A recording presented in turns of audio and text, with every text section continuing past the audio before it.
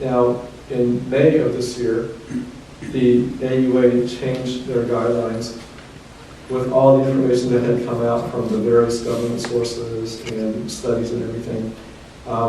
They came out with more age-specific ranges to try to best avoid people who do not really need a biopsy or who don't even need to be diagnosed with prostate cancer to those who would best benefit from it.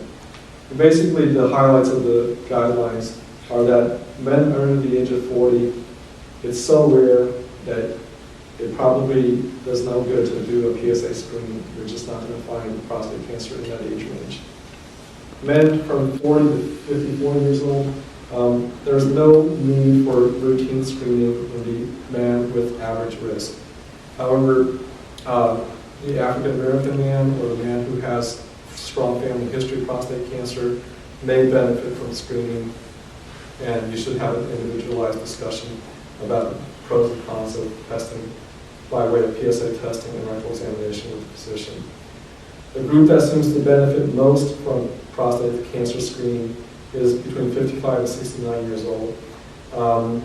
They stated that this should be a shared decision for making doing PSA screening, and if the first test is found to be normal, then doing it every 2 years instead of every year is probably suitable. Men above the age of 70 or those with a life expectancy less than 10 to 15 years may not benefit from having screening done. Some men over the age of 70 who are in excellent health, who are thought to have life expectancy greater than 10 to 15 years, may benefit from screening. So this is basically the outline that the American Urological Association came out with. So, this is something that I in the office will have a discussion with men about, and there needs to be some sort of a comfort and security level about whether to test or not. And for the patient who may not fall into the category that screening is deemed suitable, we'll still talk about whether or not it's useful to get the test, because many men still want to have that information, at least have the information to make that decision about. So basically with prostate cancer screening, it's a very controversial topic at this time. At the present time, there is no better screening test than PSA digital rectal examination. And the other thing I talked about, the PSA velocity, which is the evaluation of the PSA results over time. Biopsy of the prostate is still the only definitive way to diagnose prostate cancer, and I discussed that there are some risks about prostate cancer prostate biopsy. The main risk is that of sepsis, infection, probably affects about 5 out of 100 men. The decision to do tests and further studies, such as biopsy, is really based on an informed discussion between the patient and doctor about the relative pros and cons. And as I've talked about with a lot of patients, don't do the test unless you're going to make unless it's going to alter your decision with the results. If the results don't alter your decision about what you're going to do with it, then don't get the test. If you're, for example, 84 years old, you have a heart condition, you're on multiple medications, you're not well generally, probably not necessary to do a prostate biopsy, because even if you have cancer, chances are you may pass from something else other than prostate cancer. No reason to undergo the risk of biopsy or the attendant treatments that may come from it. And so that basically boils down to whether or not you want to have prostate cancer screening done, whether you want to have biopsy done, comes down to an individual's benefits and risks of each test, and whether or not they are of any value, accuracy, and what are the options arising from the results of that test. And I'll be happy to answer any questions that anybody may have. Yes, sir. So you said the prostate cancer is directly linked to aging. Right? Yes. So it has if I understand that correctly, it has nothing to do with what kind of food you take or what kind of vitamins or You go to some stores and health vitamin stores and say, well, this kind of thing, this herbs and, helps you to Sure. improve your prostate. So, can you? There's a huge market out there for prostate supplements. You can't turn on the TV or the newspaper without seeing some supplement for prostate health. But most of that is going to be talking about symptom relief of BPH, which is the urination issues. I see Joe Theismann on TV, hawking his product about, he can pee better now because he takes the supplement. That all has to do with BPH and prostate enlargement. None of those things can make a claim that they reduce prostate cancer risk. There is no link between those vitamins and supplements that you see and reducing prostate cancer risk. As far as whether or not dietary changes reduce one's risk of prostate cancer, that's a very, very hard question to answer because those tests are exceedingly difficult to run. There's UC San Francisco, Dr. Dean Ornish, he does a lot of lifestyle change studies to see if prostate cancer can be reduced. There may be some evidence that a diet low in fats, low in cholesterol, high in fish, poultry, tomatoes, lycopenes are beneficial for prostate cancer risk.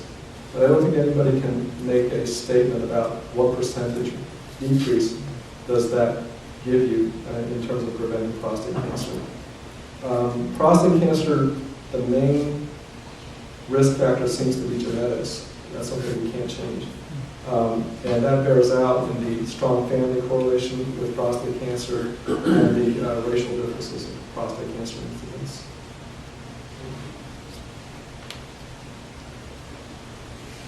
Yes, sir. I only know one side of me.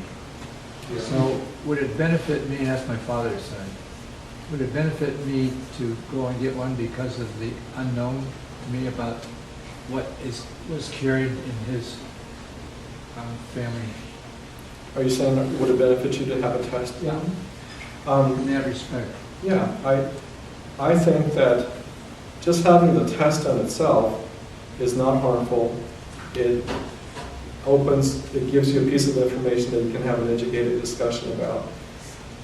The test, if, like I said, if it's normal or low, then that's great. We can say you have a very, very low chance of having prostate cancer. Just come back in another year, we'll check again. The can of worms happens if the PSA level is high in the so-called gray zone. The normal level should be between like 0 and 4. And if it comes back between like 4 and 10, then that's abnormal. But most of the time, with those types of results, I'll do a rectal examination. And if the rectal examination shows an abnormality or a nodule, we'll talk more about maybe an earlier follow-up or a biopsy.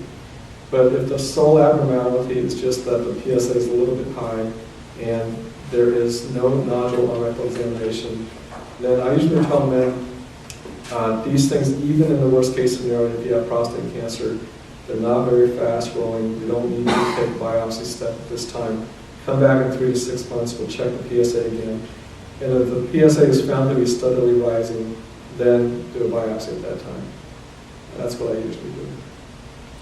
You mentioned a secondary PSA test that they can do. Yeah, there's a total PSA level, and then there's something called the free percentage of PSA. And I think that I had that down there Yeah. 2 years ago. Well, From 1 to 7 is fair, something like the free percentage? Well, the free percentage is just a percent, so 0% to 100%. that. It's a calculated figure. They take the free PSA and divide it by the total PSA. That's your free percent. And so if your free percent is over 25%, your odds of having probability of cancer are somewhere like below 6%. But the lower the free percentage, the higher the probability of cancer, so that men whose free percentage are below 10%, their probability of having cancer are probably over 50%. These are all statistics, obviously.